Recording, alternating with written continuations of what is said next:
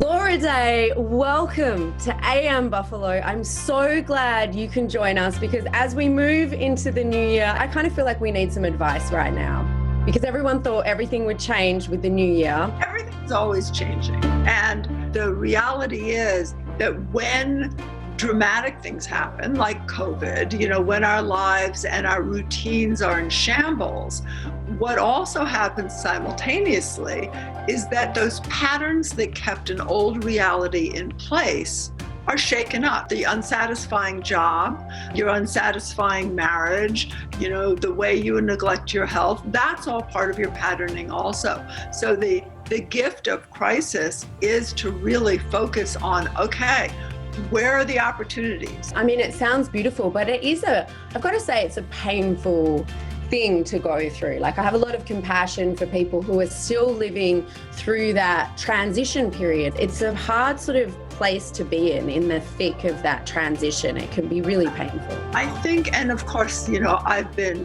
in my many decades through so many of them, and it really does take discipline. And it doesn't take belief. If something takes belief, it's often not useful, which is why positive thinking doesn't work very well. But it takes discipline. And what the discipline is to simply move forward. Because we tend to use pain as a destination and sink into it instead of taking even small actions to look at what is better.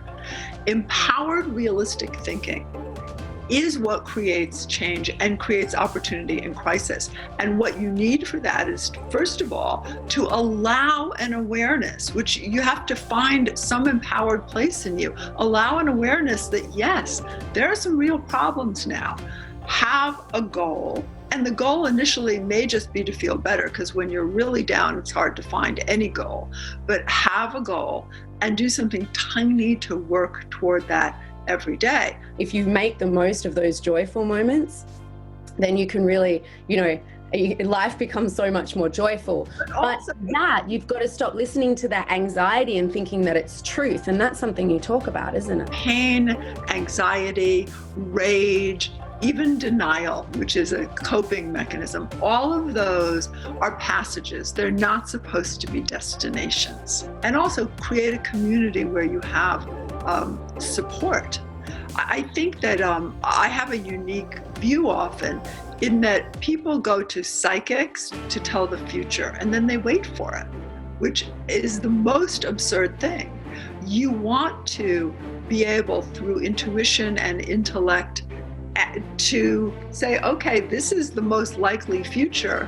Do I want this? And if not, what can I do in the only moment I have any power, which is right now? And believe me, there is plenty to do. So if we want to join your community, Laura, because it sounds like a nice one to be part of right now. I do a lot of free workshops on social media, about 2 or 3 times a week. So please join us. Even if you don't think you're intuitive, you'll see evidence of how detailed your intuition can be and how it can help guide you to your next good place.